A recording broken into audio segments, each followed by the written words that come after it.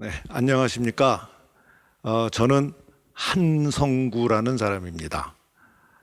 저는 오늘 여러분들께 그림을 통해서 우리 인생에서 젊어서부터 나이 들 때까지 인간의 그 이야기를 그림을 가지고 좀 풀어보는 말씀을 드리러 왔습니다. 우선 제 소개부터 말씀을 드리면 저는 평생을 내과 의사로 지냈습니다. 그래서 의사 노릇을 41년 이상을 했고 1년 반쯤 전에 이제 정년 퇴임을 하게 됐습니다. 그런데 오늘 제 말씀을 드리기 전에 의사는 누구든지 자기가 좋은 의사가 되고 싶어 할 겁니다. 어떤 사람도 의과대학을 졸업을 해서 의사가 됐던 시기에 나는 앞으로 좋은 의사가 돼야 되겠다라고 생각을 하지, 나는 의도적으로 나쁜 의사가 돼야 되겠다라고 생각하는 사람은 한 명도 없을 거라고 저는 믿습니다. 그런데 살다 보면은 많은 의사들이 나쁜 의사라고 지탄을 받게 되는 경우들이 이제 생기게 되는데, 그 중에 상당히 많은 부분은 의사가 환자를 어떻게 대하는지, 환자를 왜 질병으로 보지 않고 인간으로 봐야지 되는 것을 못하는지 하는 것을 깨닫게 됐고, 그 중에 굉장히 중요한 게 의사가 환자를 볼 때 인간에 대한 약간의 통찰력은 있어야지 된다는 사실을 느끼게 됐습니다. 그래서 의과대학에서 여러분들 일반 대학은 4년을 가는데 의과대학은 뭐 잘났다고 6년 또는 8년을 요구하는가? 결국은 그 기간 동안에 인간에 대한 통찰력을 좀 키우라 하는 그런 목표가 있는 것인데, 그거를 제대로 가리킬 수도 없는 것이고 그걸 잘 못했기 때문에 그런 게 아닌가 싶고, 그래서 예를 들면은 문학 작품을 읽거나 고전을 보고 그다음에 그림을 보고 오페라를 보고 이런 것들이 결국은 자기의 인생을 풍요롭게 할 뿐 아니라 인간에 대한 통찰력을 조금이라도 갖게 해줄 수 있는 그런 방법이라고 저는 생각을 해서 이 그림 보는 그 취미에 굉장히 많이 빠지게 됐었습니다. 그래서 그걸 바탕으로 해서 오늘 여러분들께 말씀을 드립니다. 여기 왼쪽과 오른쪽에 두 명의 화가의 자화상이 있습니다. 위에서부터 아래로 내려가면서 나이 든 모습입니다. 젊은 아리따운 아가씨부터 시작해서 이제 할머니가 되고, 여기 아주 감수성이 예민해 보이는 예민한 청년부터 미치광이처럼 바뀌어버린 중년의 남자로 나오게 되는데, 그럼 도대체 이 사람들은 인생을 어떻게 살았길래 이런 모습이 되었을까 하는 거에 대한 이제 궁금이 생기게 된 겁니다. 젊으면서 나이가 들 때까지 우리가 구분을 딱 할 수가 없는 거예요. 내가 이제부터는 늙었구나 라고 할 수가 없는 것이고, 아무도 모르는 사이에 자기가 이제 그렇게 나이가 들게 되는데, 자, 이 조각부터 시작을 한번 해보겠습니다. 이 조각은 여러분들 다 아시는 고대 로마의 폭군 네로 황제의 즉위하던 모습입니다. 그 당시 네로는 17살이에요. 그리고 네로는 요 전임 황제의 아들도 아니었어요. 그 어머니가 먼저 낳아서 데리고 온 아들인데, 그게 황제가 되도록 하기 위해서 그 어머니가 무지하게 애를 쓰고 능력이 대단했던 사람인 거예요. 그래서 이 조각을 보게 되면은 이 네로는 완전히 마마보이라는 것을 알 수 있습니다. 보통 황제가 즉위를 하게 되면은 거기에 원로원 사람들이 옆에 서서, 우리가 왜 죄송합니다. 대통령이 그 선서를 할 적에 대법원장이 그 저걸 받고, 미국의 경우에는 성경을 앞에다가 놓고 거기서 선서를 하게 되지 않습니까? 고대 로마 시대의 원로원 앞에서 이제 황제가 즉위를 하게 됐는데, 이 조각은 원로원 대신에 어머니가 있는 거예요. 여기 어머니가 직접 네로한테 왕관을 씌워주는 그런 모습을 보여줍니다. 그러니까 마마보이인 거예요. 이 마마보이를 만약에 보고 저 마마보이는 재수가 없어 라고 생각하는 사람은 아직 젊은 겁니다. 그런데 이 네로를 보고 저거 혹시 내 아들도 마마보이는 아닐까 하는 걱정이 들고, 아니면 따님을 가진 분들 같으면은 내 딸이 저런 자를 데리고 오면 어떡하나 하는 걱정이 든다 그러면은 그거는 나이 든 거예요. 자, 네로가 마마보이라는 거를 이 즉위할 당시의 기념 금화를 보면은 확실하게 알 수 있습니다. 여기 네로가 있고 맞은편에 어머니가 있죠. 자, 이 그림은 핀란드의 여자 화가입니다. 이 발음하기가 굉장히 어려운 나는데 헬레나 슈페르후백이라고 사람들이 억지로 발음을 하는데, 이 사람은 55년에 걸쳐서 자기 자화상을 열심히 그렸습니다. 저는 자화상을 많이 그린 화가의 그림을 되게 좋아합니다. 왜냐하면 그 사람은 자기한테 대해서 관심이 많고, 그거는 이퀄 인간에 대한 관심이 많은 거기 때문에 그런 사람들의 그림이 느낌을 많이 줍니다. 이 사람이 그런 사람인데, 자, 20살 때 좀 순박한 처녀에서부터 시작해서 점점 나이가 들면서 중년으로 들어가면서 굉장히 우아한 중년의 여성이 됐죠. 그러다가 이제 드디어 죽기 2년 전에 그린 자화상은 이제 완전히 노인이 될 때까지의 자기의 모습을 그렸어요. 어떤 화가는 인간을 사는 동안에 젊음, 중년, 노년이라고 한번 우리가 나눠본다고 그렇다면, 그거를 그림으로 어떤 느낌을 주는지 하는 거를 한번 그려보려고 시도를 한 거예요. 이 화가는 덴마크의 화가입니다. 젊은이가 지금 배를 타고 항해를 막 시작하려고 하고 있습니다. 인생의 초반부를 보여주는 겁니다. 자, 이 돛대에는 꽃도 많이 장식이 되어 있고, 여기 아름다운 반려자도 있고, 그리고 이제 막 항해를 시작하려고 그러는데, 여기 보면은 천사 하나 보이고 있고, 그런데 요 뒤에는 죽은 듯이 웅크러져 있는 자가 악마인 것 같아 보입니다. 그러니까 이 화가는 적어도 인간은 성선설을 더 믿고 있는 그런 사람인 것 같아요. 자, 이렇게 해서 순조로운 인생의 항해를 했으면 참 좋을 텐데, 자, 이제 두 번째 그림을 보면 중년이 됐어요.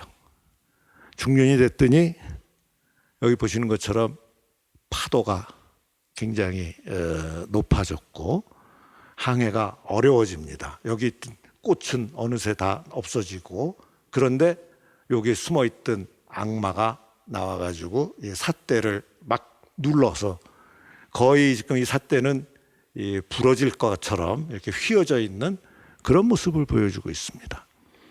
이 착한 천사가 지금 어떻게 해서든지 좀 도와주려고 하고 있지만 그렇게 쉬워 보이지는 않고, 이게 인생의 이제 고비를 이렇게 얘기하는 거라고 생각이 됩니다. 노년이 되니까 이 착한 천사가 악마를 포박을 했습니다. 그래서 드디어 바다가 다 잔잔해졌고, 이제 죽음이 그렇게 멀리 남지 않은 노인이 됐는데, 그러다 보니까 이 돛대도 부러지고 그런 상황이 됐죠. 아주 그 힘든 인생의 역정을 이제 마무리를 하는 그런 나이가 된 거죠. 르네상스 시대의 그 대단한 화가였던 티치안은 자기 인간의 인생을 이렇게 세 단계로 그림을 그려놨어요. 여기 보시면은 어렸을 때 유년기가 있고, 여기 청년기는 지금 아리따운 그 배우자도 만나고 그 연애도 하고 즐거운 인생의 시기를 보여주고, 저 뒤에 있는 노인은 이제 해고를 쳐다보고 있죠.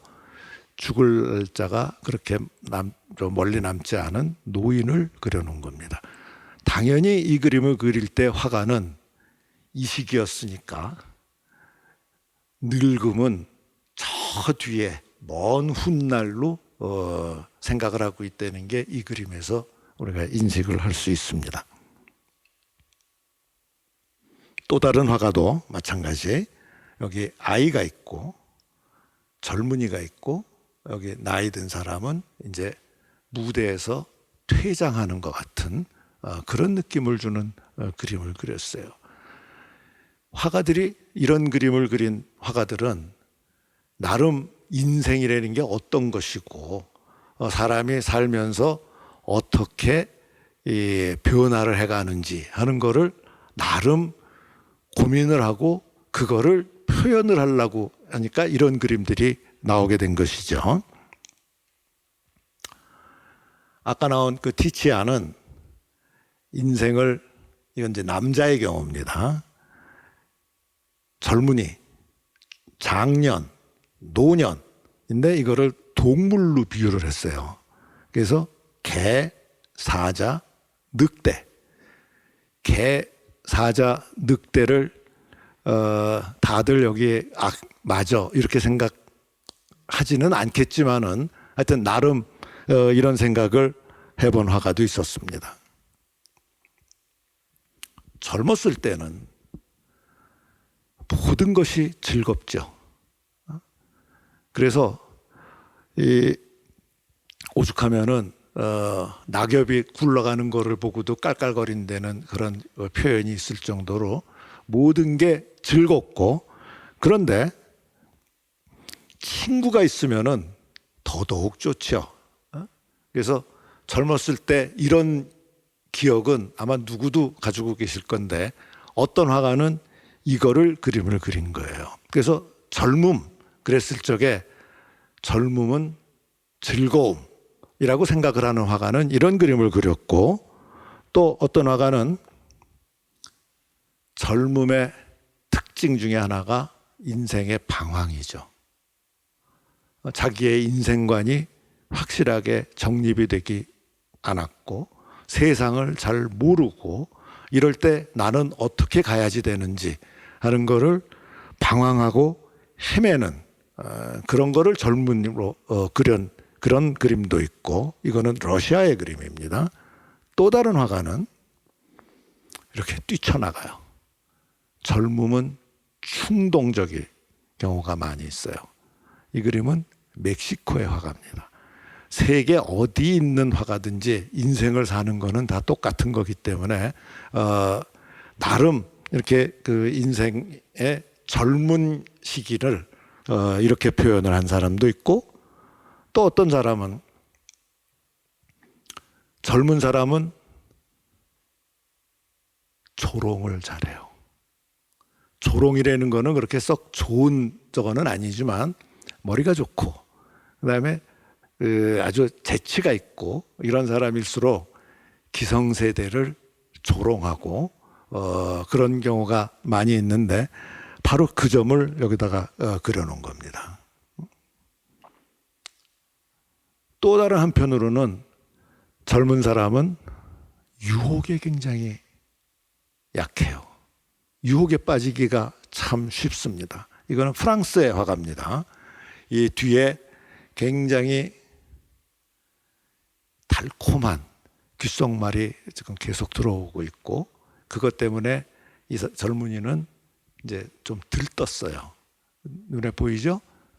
이런 젊은이도 있고 그러나 하여튼 전체적으로 젊은 시기는 장밋빛이에요.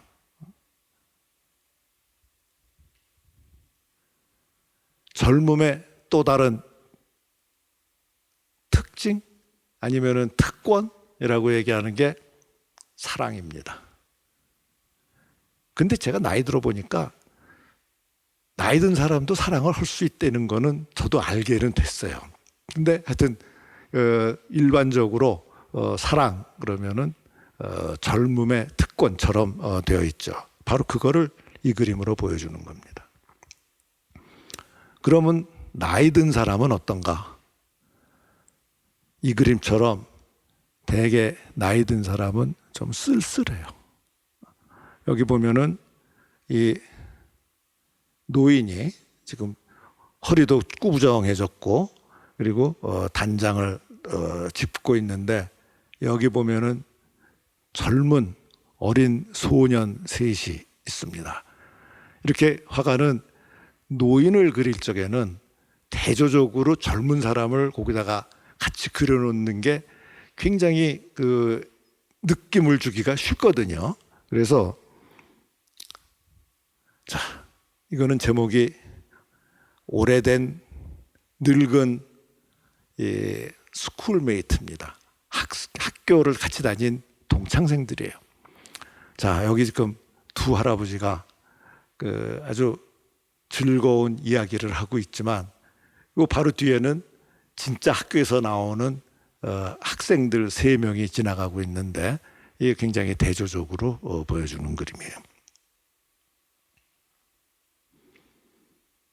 이 그림은 조금 더 심하죠. 자, 여기 지금 그 두 할머니가 길을 가고 있습니다.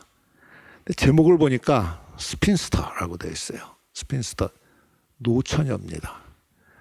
평생을 결혼을 하지 않고 독신으로 전아이가 되신 두 분이에요. 그러니까 이 두 사람은 서로는 굉장히 친밀한 그런 친구죠. 그래서 길을 가고 있는데 이 벤치에 보니까 이 젊은이가 이 젊은 여자의 손을 잡고 어깨를 껴안고 그리고 뭔가 미러를 나누고 있는 거예요. 이 할머니는 못 본 척하고 앞만 쳐다보고 가고 있고 이 할머니는 이거를 지금 슬쩍 쳐다보고 있는데 저 표정이 그렇게 아주 온화해 보이지는 않죠. 쉽게 말하면 눈꼴이 시다 뭐 그런 느낌을 주는 그런 표정을 갖게 돼요. 그걸 좀 잘 즐겁게 봐주면 얼마나 좋았을 텐데. 자, 나이가 들면은 지금 이 귀부인은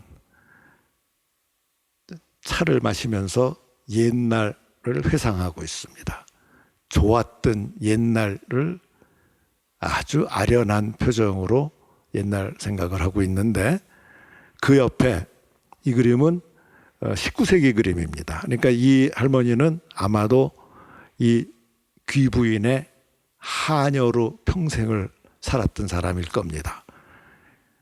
좋은 인생을 산 사람은 늙어서도 이렇게 아련한 좋은 기억을 추억을 하고 있고 이렇게 힘든 인생을 산 이분은 그렇게 아련한 추억은 보다는 그냥 무덤덤하게 또 뜨개질만 하고 있는 그런 모습으로 그려놨어요.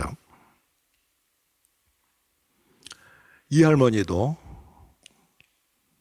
손을 보면은 이 랭글리라는 화가는 그 영국의 뉴린 화파라고 그래가지고, 뉴린은 영국의 한 어촌을 중심으로 해가지고 일단의 화가들이 그림을 같이 그리고 이게 하나의 운동으로 된 게 뉴린파라고 그러는데, 거기에 핵심 화가이고, 어촌에 살고 있는 할머니고, 이 손을 보면은 이 할머니는 이렇게 그 쉬운 인생을 사신 분은 아니죠. 그런 할머니의 기억은 그렇게 아련하기만 할 수는 없는 거예요. 이 추억은 더 고통스러운 기억이죠. 이 케테 콜비스는 정말 진짜 좌파라고 얘기할 수 있고, 민중미술을 얘기하는 효시라고 얘기할 수 있는데, 우리가 민중미술 그러면 굉장히 선동적이고 호전적이고 이런 거를 지금 많이 보게 되는데, 사실은 진짜 좌파의 핵심은 제가 생각하기에는 휴머니즘이라고 생각을 해요. 휴머니즘이 없는 좌파는 가짜다. 저는 혼자서는 그렇게 생각을 하는데, 이 케테 콜비스는 그런 면에서는 휴머니즘을 바탕으로 한 그림이기 때문에 인간의 마음을 흔들어주는 그림들을 보여줍니다. 이 케테 콜비스는 자기가 사랑했던 아들을, 이 사람은 독일 사람입니다. 1차 세계대전 때 아들은 독일군으로 참전을 했다가 전사했어요.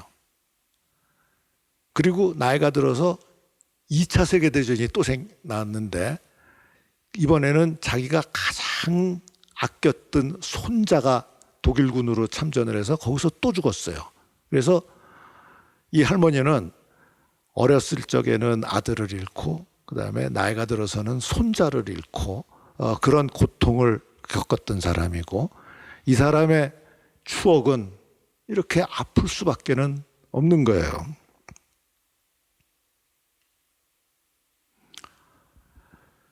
그래서 그렇게 이제 인생을 산 사람들은 나이가 들면은 사는 게 피곤한 게 되는 거예요. 이 그림은 인생이 피곤한 사람들의 5명을 여기다 그려놓은 겁니다. 이 그림은 뮌헨에 있는 노예 피나코텍에 있는 그림인데, 그림이 굉장히 큽니다. 제가 이 그림을 가서 봤는데, 그때 하필 이 앞을 굉장히 발랄해 보이고 이 아주 샛노란 개나리 색깔의 옷을 입은 젊은 여자애가 이 앞을 또각또각 걸어가는 거예요.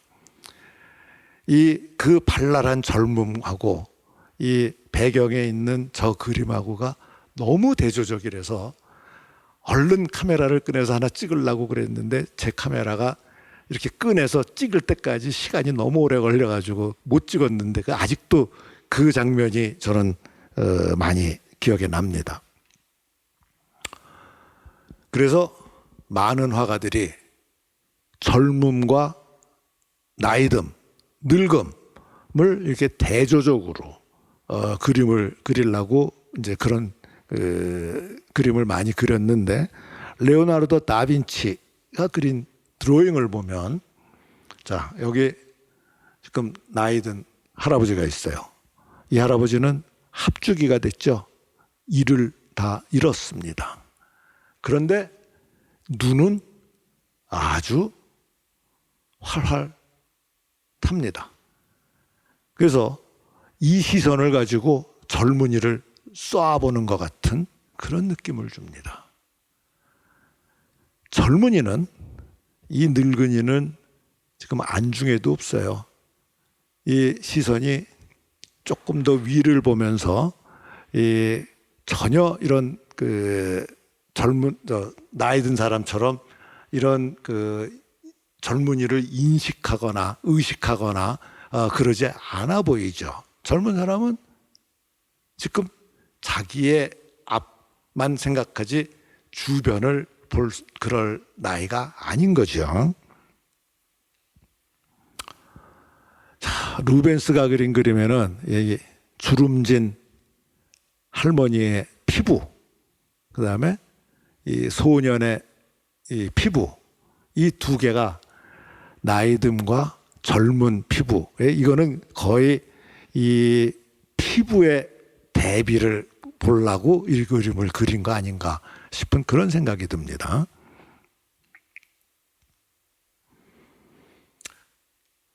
되게 옛날 그림들은 젊음과 늙음, 그러면은 이게 꼭 대척에 붙어 있고 서로 싸움을 갈 것 같은 그런 결투를 하는 것 같은 그런 그림으로 그려놓은 화가들이 많이 있어요. 그러다 보니까 젊은 아가씨하고 나이 든 할머니가 아름다움과 추함, 그다음에 젊음과 늙음, 그래서 늙음 이퀄 추, 이렇게 되는 경우가 많이 있는 거예요. 근데 나이가 들어 보니까 나이 든 게 꼭 추한 것만은 아니다 하는 거 우리 이제 알게 됐잖아요. 이거는 이런 그림을 그린 화가는 아마 거의 틀림없이 자기가 요런 나이 젊었을 때 화가가 그린 그림이라고 저는 생각을 하게 됩니다. 마찬가지로 젊음과 나이듦,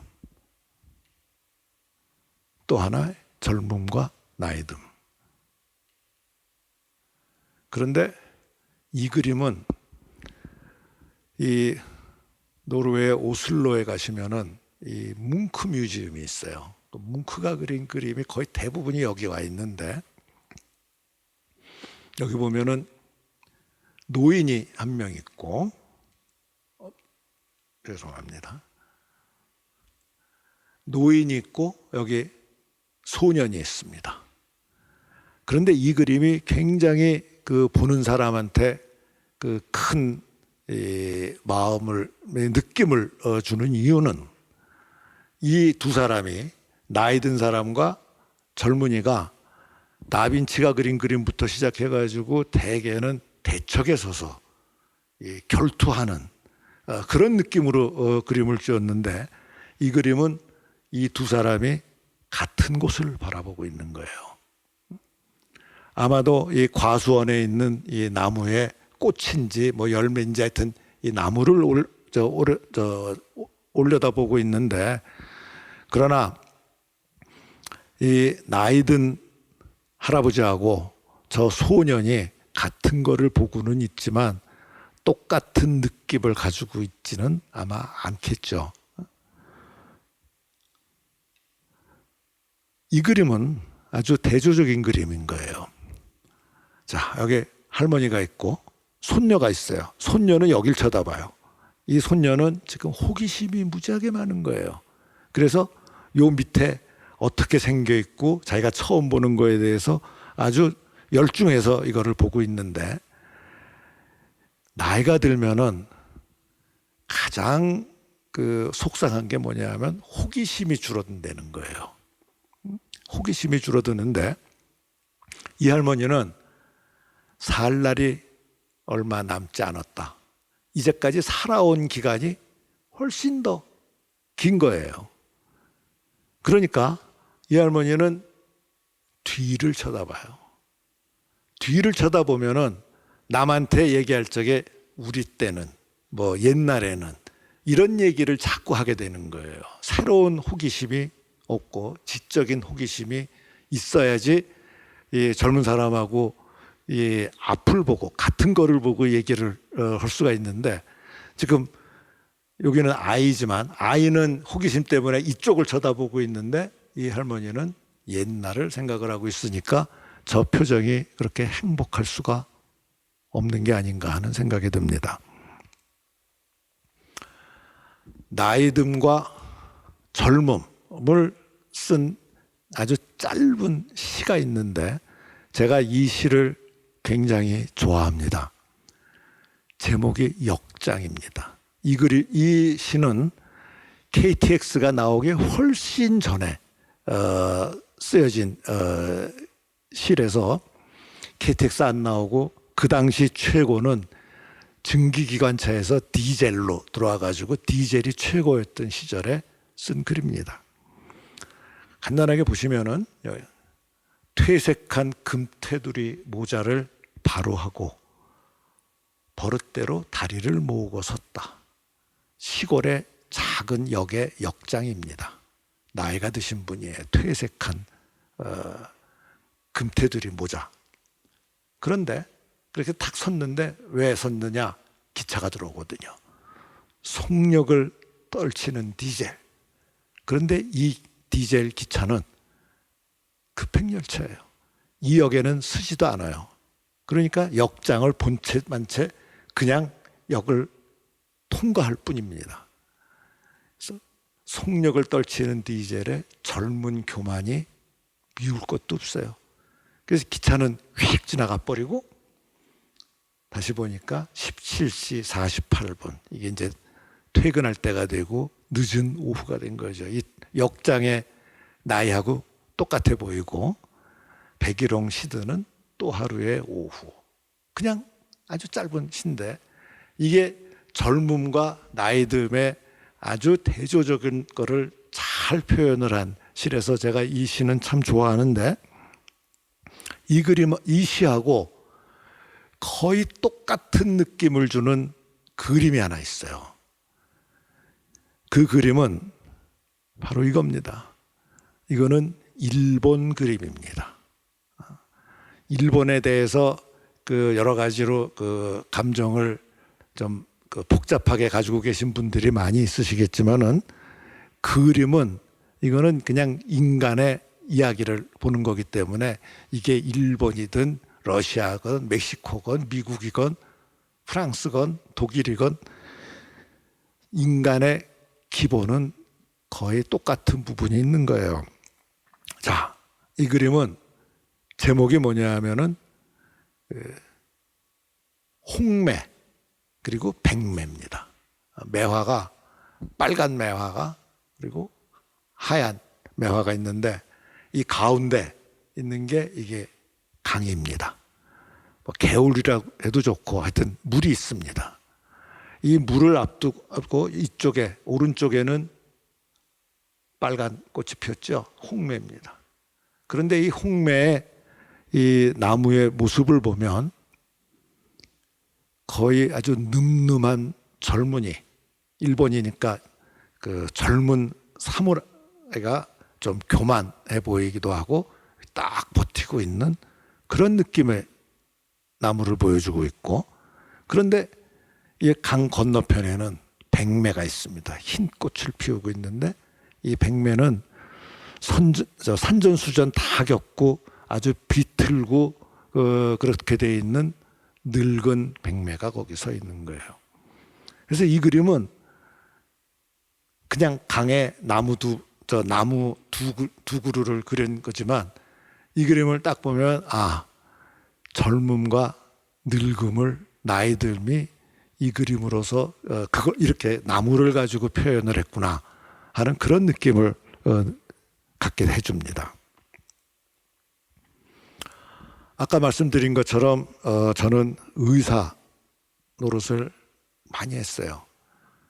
근데 어느덧 이제 제가 나이가 들면서 아픈 환자들을 보다 보니까 저보다 나이가 젊은 화가가 생명을 잃게 되는 경우를 이제 보게 되는 경우가 있어요.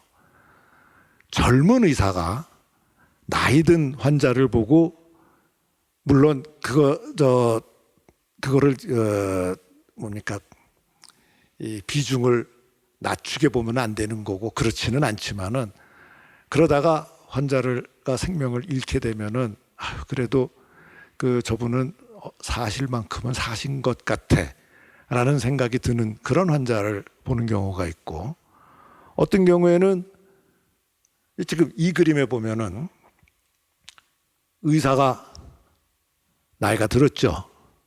아픈 환자는 젊은이에요.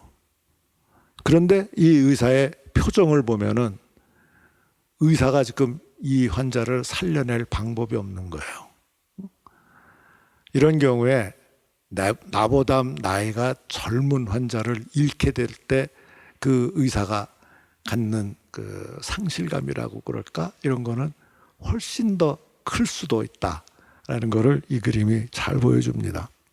이 남자 의사는 표정이 아주 낭패스러운 그런 표정이잖아요. 자, 인생을 살면서 결혼을 하면 어른이 됐다. 또 대학에 들어가면 어른이 됐다. 결혼을 하니까 어른이 됐다. 자식을 낳게 되니까 내가 이제 진짜 어른이 됐구나. 그런데 살다 보니까 그러다가 자식을 이제 결혼을 시키면 내가 이제 정말로 늙었나 보다. 부모님을 잃게 되면 내가 이제 진짜로 노인이 됐나? 이런 생각이 들게 되는 그런 인생의 몇 가지 이렇게 그 모멘텀이 있는데, 자, 이 그림은 지금 딸을 결혼을 시키는 아버지의 모습입니다. 이 아쉬움이 얼굴에 하나가득 있죠. 그러면서 내 딸이 가서 결혼을 해가지고 잘 살기를 바라는 그게 표정이 보이고, 딸은 아버지를 안 봐요. 왜 안 봐요? 보면은 눈물이 쏟아지니까. 저거는 아버지가 보기 싫어서 외면하는 그런 표정이 아니잖아요. 그래서 이제 저런 그 아련한, 짠한 이런 그 부모 간의 그 나이듦과 젊은 사람의 세대 간에 이런 짠함이 있을 수도 있고, 그런데 그 딸이 잘 못 살았어요. 지금 화가 났어요. 어머니가 그 딸을 지금 다독거리고 설득하고 위로하는 그런 모습인 거예요. 그래서 나이 든 사람은 해야지 되는 것 중에 하나가 젊은이를 위로하고 그 다음에 설득하고 뭐 이런 거를 이제 그 세대에서 해야지 되는 의무이기도 한데, 그러려면 젊은이가 인생의 경험이 많으니까 그런 걸 가지고 이제 얘기를 해야지 되는데, 제가 젊었을 때는 정말 그랬었어요. 그래서 제가 젊었을 적에 제가 일본을 처음 출장을 가게 됐는데, 동경에 가면은 비행기에서 내리면은 이제 어떻게 해서 그 시내까지 가고 어쩌고, 그때는 인터넷이 없을 때죠. 인터넷이 없으면은 누구한테 물어봐요? 나이 들어서 이미 일본을 갔다 온 사람한테 물어봐야지 되고, 저는 제 아버지께 많이 여쭸어요. 요새 젊은 사람은 이제 제가 나이가 드니까 젊은 애들은 저한테 안 물어봅니다. 네이버를 보면은 거기 다 나오는 거예요. 그래서 그것도 이제 이 IT가 발전하면서 젊음과 나이듦 사이에 이 역할이라고 그럴까? 그 대신에 거꾸로 요새는 나이 든 사람들이 예를 들면 스타벅스 같은 데 가도 하려고 그러면 다 키오스크를 이렇게 눌러서 하잖아요. 이거 나이 든 사람 잘 못 하잖아요. 그러니까 나이 든 사람이 거꾸로 젊은 사람들한테 물어봐야지 되는 그런 세대가 이제 된 거예요. 아까 말씀드린 대로 이 할머니는 지금 젊은이를 위로하고 있습니다. 무슨 일이 벌어졌어요? 이게 어촌인데 밤새 폭풍우가 심했던 거예요. 배는 나갔는데 배는 아직 안 들어왔어요. 이게 지금 돌아올 수도 있겠지만 못 돌아올지도 모르는 상황이 됐고, 남편을 바다에 보낸 젊은이는 마음이 어쩔 수가 없고, 그러면 이 할머니도 자기도 불안하죠. 자기가 아들이 올지 못 올지 모르지만 그러면서도 이 며느리를 이렇게 손을 따듬어 주는, 이 그림의 제목이 남자는 일을 해야만 되고 여자는 울어야 한다. 이런 제목인 거예요. 지금은 여자들도 사회생활을 열심히 하고 저걸 하지만 이 그림이 그려질 19세기에는 그 당시의 사회는 이랬었죠. 똑같은 그림입니다.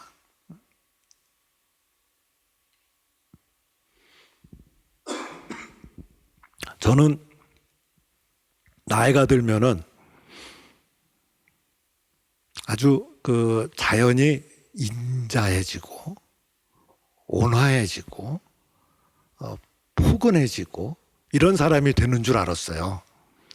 근데 나이가 좀 들다 보니까 그와는 반대로 여기 있는 이 할아버지처럼 이렇게 인자하고 포근하고 이렇게 되는 게 아니라 상당히 많은 사람들이 나이가 들면서 점점 더 삐지기도 잘하고 분노하고 서럽고 그다음에 그거를 못 견뎌야 하고 그렇게 되는 그 나이 든 사람들이 굉장히 많고 야 이거 조심해야지 되겠구나 하는 생각이 이제 들기 시작을 하는 거예요.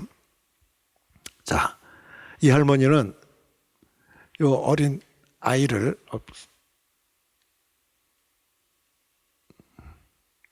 머리를 빗어주고 있는데 그래도 이 할머니는 이 손녀를 잘 컨트롤을 해가지고 머리를 빗고 있어요. 근데 할아버지들은 그거 잘 못해요. 그래서 지금 손자는 손자대로 울고 난리를 치고 이 할아버지도 쩔쩔매고 있는 그런 저건데 손녀를 보는 것도 보니까 이 할머니가 훨씬 더 잘하더라고요. 그래서 나이가 들면은 아까 말씀드린 대로 이렇게 oldest 그다음에 현명해지고 그다음에 인자해지고 온화해지고 이렇게 될 줄 알았는데 꼭 그런 것은 아니고 나이가 들었다고 사고 안 치는 게 아닙니다. 이 두 할아버지가 지금 보면 수영복을 챙겨 들었죠. 어디 왔는데 여기 보니까 젊은 여자애가 여기서 옷을 갈아입은 속옷까지 여기 다 걸려 있는 거예요. 깜짝 놀랐죠. 그냥 보면은 웃음이라고 생각할 수 있는데 저 사고 나면 안 되죠. 나이가 들면은 아까 말씀드린 것처럼 이렇게 의심이 많아지고 괴팍해지고 원래 자기가 가지고 있었던 그 독특한 성격이 점점 더 과장되고 편협해지고 의심이 많고 그런 거를 우리가 그 파라노이드라고 정신과에서 얘기를 하는데 편집증이라고 부르죠. 이 인물은 러시아의 역사 시대에 나온 이반 더 테러블, 그러니까 폭군 이반을 그린 그림입니다.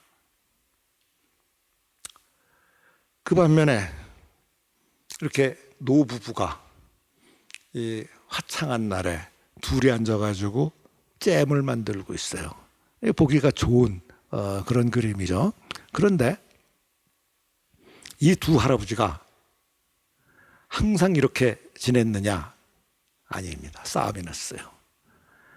이 할아버지가 어디 외출을 하다 왔는데 그 저고리에서 뭐가 이상한 게 나온 거예요. 이 할머니가 그걸 가지고 막 추궁을 하고 있는데 이 할아버지도 지지 않고 그러나 이 할아버지는 대답을 안 하고 딴 데를 쳐다보고 버티고 있는 그런 그림인 거예요. 나이 든다고 싸우는 거 아니고 더 싸웁니다. 그래서 이렇게 고야가 그린 그림에는 할머니들끼리 싸우는 그림. 이 그림 속에 있는 할머니는 아주 멋있죠. 제가 기억이 나는 게 대학교 1학년 때 이제 저는 남자 고등학교를 다녔으니까 여학생은 대학 들어가서 처음 만났어요. 초등학교 이후에. 그랬는데 우리 클래스메이트의 여학생이 있었는데 저하고 굉장히 친해졌어요. 지금까지도 친구로 잘 지내고 있는데 그때 무슨 우리끼리 얘기를 하다가 그 얘기를 그때 했던 기억이 납니다. 왜 1970년대 초반 이야기입니다.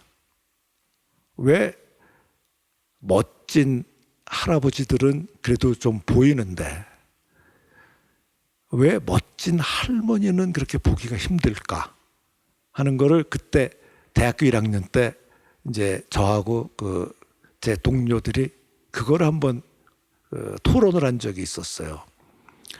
그래서 그때 제 여학생이 자기는 나이 들었을 적에 멋있는 할머니가 꼭 좀 되고 싶다. 나도 그렇게 됐으면 좋겠다. 왜 그렇게 됐을까요? 자기의 세계가 있어야지 멋있는 사람이 될 수 있어요. 이 할머니는 지금 책을 보고 있죠. 책을 보고 있는데 이 얼굴을 보면 아주 지적인 것처럼 보이고 그리고 아주 평온해 보이고 아주 보면은 보는 사람도 마음이 좀 차분해지도록 그런 얼굴을 가지고 있어요. 이거는 자기가 만든 얼굴이에요. 이거는 태어나서 생긴 얼굴이 아닙니다. 그죠? 20살 때 얼굴은 태어난 거죠. 20살일 때 나는 눈이 조그매, 나는 코가 납작해, 나는 입이 뭐 어째. 그거는 본인 잘못이 아니에요. 그런데 나이가 들었을 적에 그 얼굴에서 이 사람은 믿을 만한 사람인 것 같아. 아니면 이 사람은 어쩐지 조금 야비해 보여. 이런 느낌을 갖게 되면 그거는 자기가 만든 거예요. 이 할머니는 그런 면에서는 굉장히 멋진 인생을 산 할머니인 것 같아 보이고, 제가 어릴 때 삼성의 창업자인 이병철 회장이 대한민국 최고의 부자였죠.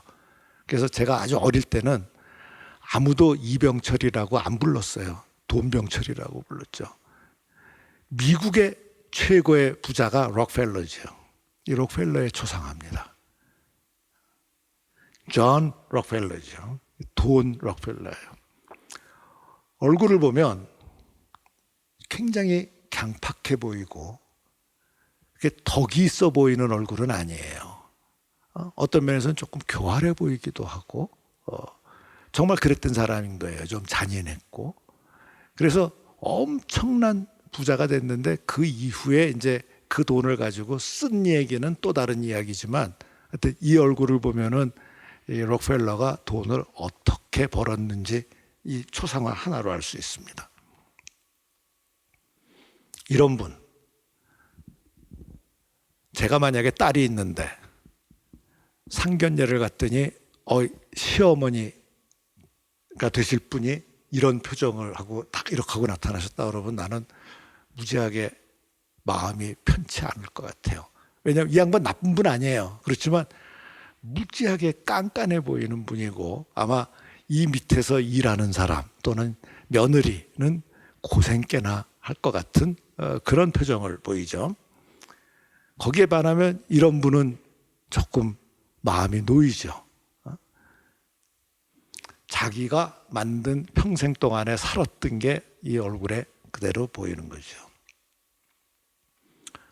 이 그림은 르누아르가 그린 그림입니다. 르누아르는 평생을 자기가 굉장히 행복했던 그림들을 그렸던 사람인 거예요. 지금 여기도 보면은 이 젊은이들이 아주 여유롭고 점심을 선상에서 배 위에서 지금 점심을 먹고 파티를 하고 있는 장면을 그렸는데 이 사람이 그린 그림은 이런 아이를 그려도 마찬가지. 르누아르의 그림은 보면은 마음이 좋아져요. 아주 행복하게 그렸던 사람이고 그럼 그 사람은 도대체 어떻게 생긴 사람이길래 이렇게 그림을 그렸을까? 이렇게 생긴 사람입니다. 젊었을 때 르누아르는 이렇게 보였어요. 나이가 들면서 이렇게 됐어요. 비슷해 보이죠? 나이만 좀 들었지. 그런데 사실은 르누아르는 오랜 기간 평생을 류마티스 관절염으로 고생을 해왔어요. 그래서 르누아르가 만년에는 도저히 여기 사진에 보시는 것처럼 손이 완전히 이 기형이 됐고 이 붓을 손으로 쥘 수가 없게 됐어요. 그래서 이 기형이 된 이 손에다가 붓을 여기다가 꽂아 놓고 여기를 붕대를 감아 가지고 그걸로 붓을 이렇게 찍어서 그림을 그렸던 시기가 된 거예요. 당연히 그림이 달라지죠. 당연히 달라졌고, 르누아르가 이렇게 나이가 들었을 적에 마티스하고 피카소가 르누아르 집에 가끔 놀러 왔었어요. 근데 어느 날 갔더니 이 마티스가 가보니까 이 나이 든 르누아르가 이렇게 그림을 그리고 있는 거예요. 그래서 이렇게 붓을 완전히 묶어가지고 이렇게 해서 이렇게 찍어가지고 그림을 그리고 있는데 한 번 찍을 때마다 이게 너무 아픈 거예요. 그래서 한 번 찍을 때마다 비명을 그리면서 그림을 그리는 거예요. 마티스가 그걸 보는 게 너무 안타까워서 선생님 이제 좀 그만하시지요. 너무 힘들어 하시는데 그랬더니 르누아르가 한 말이 고통은 잠깐이고 아름다움은 영원히 남네.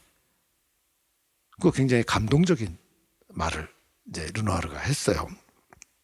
그래서 그렇게 생각을 했던 르누아르는 더 나이가 들어서도 자기의 자화상입니다. 이거 보면은 그냥 호호 할아버지, 정말 온화한 할아버지라고 보이죠. 르누아르는 자기가 그런 사람인 줄 알았어요. 그러니까 이렇게 그렸어요. 그런데 같은 시기에 르누아르를 그린 초상화, 다른 화가가 그린 초상화를 한번 보십시다. 피카소가 그린 겁니다. 온화한 할아버지로 보입니까? 한 손가락 하는 할아버지죠. 한 손가락 하는 할아버지고 여기 지금 손을 보면은 르누아르의 손은 완전히 기형이 되어 있는 걸 알 수 있죠. 이 그림은 아마도 사진을 놓고 그린 것처럼 보이기는 하는데 이렇게 생겼었어요. 또 다른 화가 그린 르누아르는 마찬가지 역시 한 손가락 하는 아주 까칠한 사람인 거예요. 이거는 내가 생각하는 나, 그 다음에 남이 보는 나, 분명히 차이가 있고, 이게 부지부식간에 나이가 들면서 자기가 가지고 있었던 그 안 좋은 장면들이 점점 더 커지게 되고, 본인은 자기가 옛날하고 똑같다고 생각을 하지만 그렇지 않다는 거를 이 르누아르의 초상화에서 우리가 공부할 수 있습니다. 마찬가지죠. 이렇게 쉬운 할아버지가 아닌 거예요. 렘브란트 역시 그 자기 자화상을 무진장 오래 그렸던 사람이고, 이 사람도 40년 이상을 그렸는데, 젊었을 때 르누아르는 인간에 대한 탐구죠. 이게 굉장히 이상한 표정을 많이 그렸어요. 이게 나는 어떤 사람인가? 우리가 거울을 보고 이렇게도 해보고 이렇게도 찍어보고 찡그려 보기도 그거랑 똑같은 거예요. 젊었을 땐 이렇게 그렸는데 이 르누아르는 이게 이제 결혼한 다음입니다. 렘브란트는 그때 이제 장래가 무지하게 양양한 재능 있는 화가라고 인정을 받았어요. 그래서 수입도 괜찮았고, 게다가 결혼을 한 렘브란트의 부인은 아주 부잣집 딸이래 가지고 결혼할 때 지참금을 아주 엄청나게 가지고 왔어요. 그래서 이 젊은 부부는 자, 화가로서의 앞날도 창창하고 지금 돈도 많이 있겠다. 하나도 부러울 게 없이 살았어요. 그럴 때 이 부부의 모습입니다. 그랬는데 이게 평생 그렇게 가는 게 아니죠. 그래서 그 당시에 젊었을 때 자기 자화상을 보면 20살 때 이렇게 찡그리고 뭐 이런 표정하고는 달리 아주 관록이 딱 웃으면서 자신이 만만한 그런 젊은이로 보이죠. 그런데 그 이후에 렘브란트한테는 주문이 급격을 합니다. 아무도 렘브란트한테 그림을 주문을 안 해요. 왜? 렘브란트는 자기 그림을 그리기 시작을 했고 그게 대중하고 안 맞는 거예요. 그래서 렘브란트는 그러면서 그 사이에 그 돈 많고 같이 사치하게 살았던 부인은 죽었는데, 죽으면서 이 여자는 유언을 이렇게 법적으로 만들어놨는데, 하여튼 교묘하게 렘브란트는 앞으로 다시는 결혼을 할 수 없게 아주 법적으로 딱 올가모았어요. 자, 호레비 시절의 렘브란트입니다. 이 미간에 주름살이 있는 거 보이죠? 그리고 표정이 굉장히 까칠해 보이죠? 이거는 잘못 건드리면은 싸움 날 그럴 사람인 거예요. 물론 이게 저 작업복이라서 그렇긴 하지만 굉장히 허름한 옷을 입고 있고, 이게 경제적으로도 공공해지고 부인도 없고 그런 아주 외롭고 힘들었던 시기고, 그게 이 표정에 다 나타나는 거예요. 그랬는데 표정이 확 좋아졌죠? 무슨 일이 벌어졌을까? 렘브란트가 사실상의 두 번째 부인을 만나게 됩니다. 그 부인이 렘브란트한테 굉장히 큰 위안을 주었고, 그래서 렘브란트가 그 여인을 만난 다음부터 표정이 무지하게 좋아졌어요. 이게 미간의 주름도 없어지고. 그런데 그 두 번째 부인이 먼저 죽었어요. 그러니까 렘브란트는 또 호레비가 됐는데, 그래서 렘브란트의 마지막 자화상은 이렇게 허허거리고, 이거는 거의 해탈하는 그런 표정인 거죠. 이 그림은 쾰른에 있는데, 제가 이 그림 보러 쾰른에 한번 간 적이 있어요. 이 그림을 보고 정말, 야, 이게 어떻게 자기를 이렇게 그릴 수가 있는가. 이거 정말, 우리는 지금 여기 교회에 있지만 불교에서 얘기하는 해탈이 바로 이런 거 아닌가 하는 그런 생각이 들었던 거예요. 아까 잠깐 말씀을 드렸던 케테 콜비츠, 그 아픈 메모리를 그림을 그렸던 그 사람의 자화상인데, 젊었을 때 나이 들고 이 그림이 아주 인상적인 그림이에요. 저기 손이 저승사자를 그린 거예요. 이제 가자. 제목이 Call of Death입니다. 이제 죽으러 가자. 이 여인은 그걸 수긍하는 그런 모습을 그려요. 그러니까 항상 그 아들을 잃고 손자를 잃고 그런 사람은 항상 죽음을 생각을 하고, 죽음이 이렇게 멀리 있는 게 아니라고 생각을 한 건데, 그런데 이 할머니는 그로부터 한 10년쯤을 더 살았어요.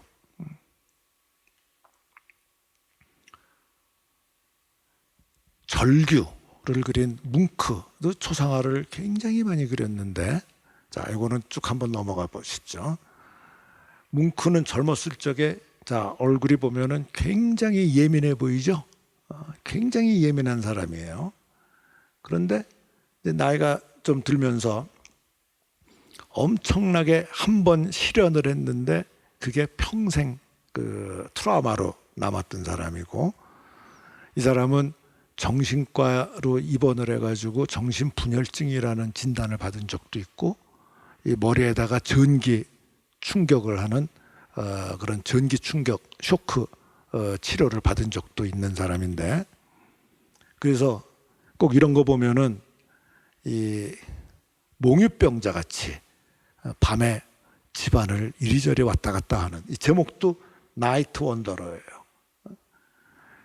그런 모습으로 이제 나타나는데, 마지막 자화상이 이겁니다. 시계가 있습니다. 여기 침대가 있죠. 침대와 시계 사이에 서 있는 노인입니다. 시계, 이제 내가 죽을 시간을 그려주는 거고, 침대, 저기서 죽을 거고, 그래서 죽음을 상징하는 그 상징이 두 개가 들어가 있고, 그 다음에 거기 꾸부정하게 서 있는 자기의 모습을 그린 거죠. 이런 거를 그리는 사람은 죽음에 대해서, 우리가 죽을 적에 누구든지 죽기 좋은 사람이 어디 있겠어요? 다 허둥거리죠. 내가 정말 죽어야 돼. 이 시간에 이제 죽어야 돼. 허둥대겠죠. 이런 거를 생각을 하고 인생을 생각해 본 사람들은 그래도 조금 덜 허둥댈 겁니다. 나이 든 사람은 옛날 이야기만 하죠. 그러니까 지금 이 사람도 이 지도에서 자기가 옛날에 어딜 가고 했던 거를 한참 얘기를 하고 있어요. 그런데 이걸 듣는 젊은 아가씨는 지루해서 미치겠죠. 여기 있는, 뒤에 있는 아가씨는 하품을 살짝 하고 있죠. 자기 얘기만 하고 옛날 이야기만 하고 이러면은 젊은 사람들한테 꼰대라는 소리를 듣게 되는 거죠. 그 반면에 젊은이가 아마 전장에 갔다가 돌아와서 이제 자기의 무용담을 막 얘기를 하고 있는데, 이 할아버지는 그게 아무 관심이 없고 호기심이 없어진 참 슬픈 할아버지인 거죠. 그래서 저렇게 이제 할아버지가 그 호기심도 없고 옛날 이야기만 하게 되고, 그러니까 젊은이는 노인을 이렇게 조롱을 해요. 젊은이가 나이 든 사람을 조롱하는 거는 뭐 오늘 내일의 이야기가 아닌 거예요. 그래서 그 중에 대표가 고야예요. 고야는 지도 80몇 살까지 살았는데 젊었을 적에 그 나이 든 사람을 굉장히 많이 조롱을 했어요. 아주 악의적으로. 그래서 죽은 나이 든 사람이 심지어는 이렇게 먹는 것조차도 못마땅해 하는 게 이 그림에서 보이고, 자, 이 할머니가 거울 앞에 좀 이쁜 걸 하나 머리에다가 써봤다고, 제목이 뭡니까? 죽을 때까지.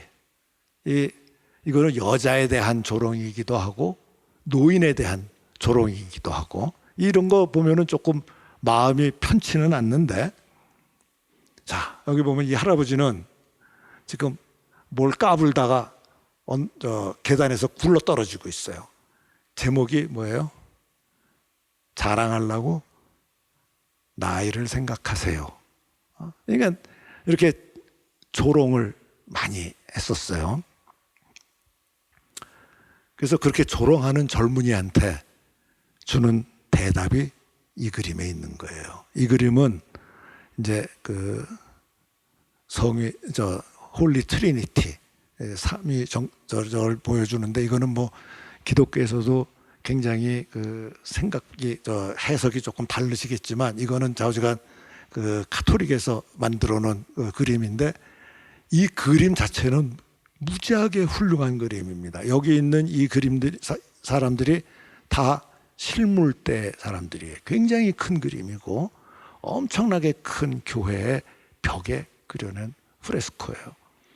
이 십자가에 예수님이 있고 그 뒤에 아마 하느님이라고 생각되는 거를 그려놓고, 그 뒤에 이렇게 그 공간을 그 원근법으로 잘 그려놨는데, 그래서 이게 굉장히 유명한 그림인데, 오늘 말씀은 그거 말고 요 뒤에 있는 여기 백골이 하나 누워져 있고, 여기 뭐라고 써져 있어요. 여기 뭐라고 써져 있느냐? 백골이 들어가 있는데, 나는 보는 사람한테 하는 말입니다. 나는 한때 너 같았고, 그리고 너는 앞으로 나처럼 될 거다 라고 여기 써놨어요. 그러니까 이 늙은이에 대해서 조롱하고 까불고 그러지 말아라 하는 게 여기 딱 써져 있는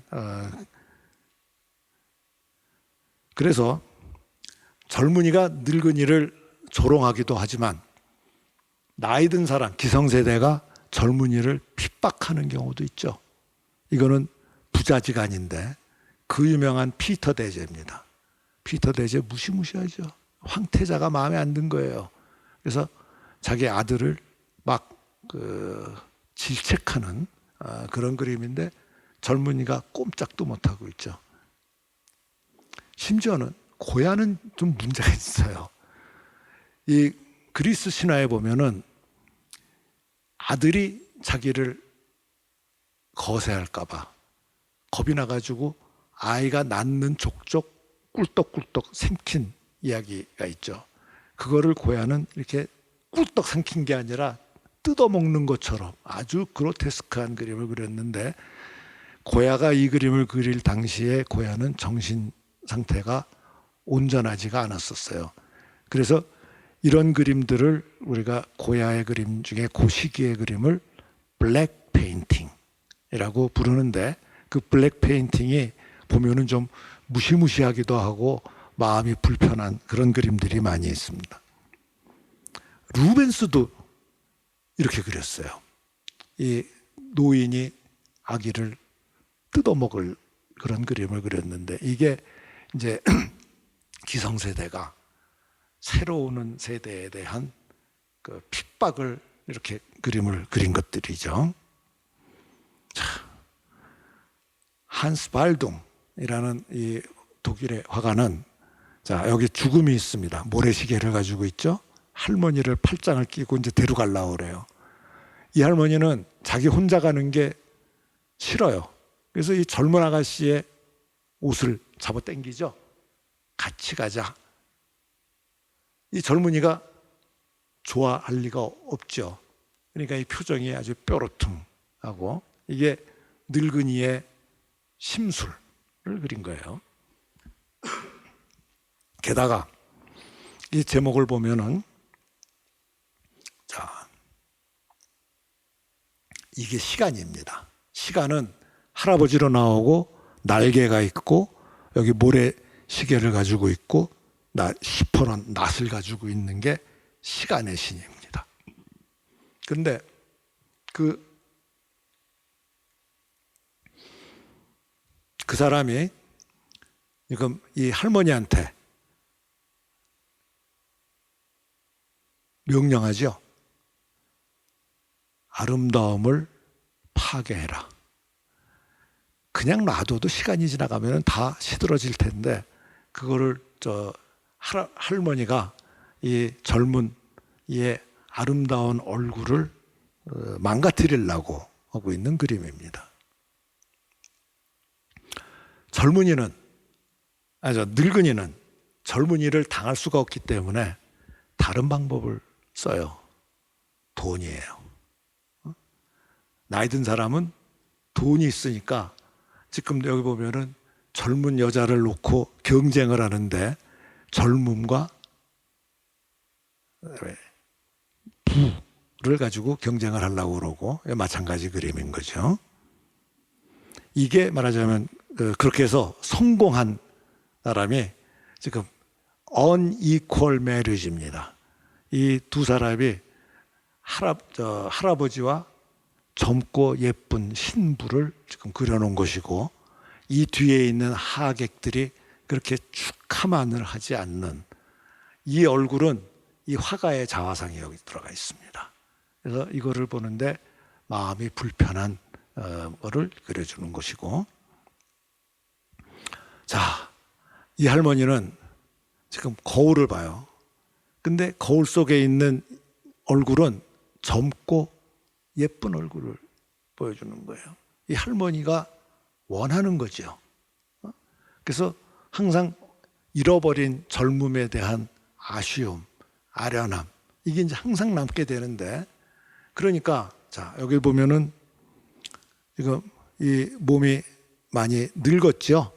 피부도 쭈글쭈글해지고 가슴도 찌그러져 있고, 그런데 어떻게 해서든지 아름다움을 다시 얻었으면, 이거는 고금 저 동서를 마련하고 다 있는 이야기죠. 그래서 심지어는 이렇게 젊음이 되는 샘이 있어가지고 여기 물을 담그면은 다시 젊어진다. 이런 이야기는 이 어느 나라에든 다 있어요. 그래서 근데 그렇게만 생각을 하면은 참 젊음은 아쉽죠. 자, 이 마지막 사진 그림인데 피카소가 그린 그림이고 나이 든 할아버지가 고독하게 쓸쓸하게 혼자서 기타를 하고 있어요. 이거 보면은 참 쓸쓸하죠. 그리고 좀 궁상맞기도 하고 처량하기도 하고. 그런데 똑같은 그림을 90도를 한번 돌려보면 어때요? 배짱이처럼 보이죠? 생각하기 나름인 겁니다. 생각하기 나름인 거고, 젊음은 젊음대로의 미덕이 있고, 나이 들면 나이 듦대로의 미덕이 있고, 그거를 시기하거나 못마땅해 하거나 그러지 않았으면 좋겠다 하는 거를 오늘 마지막으로 말씀드리면서 마치겠습니다. 감사합니다.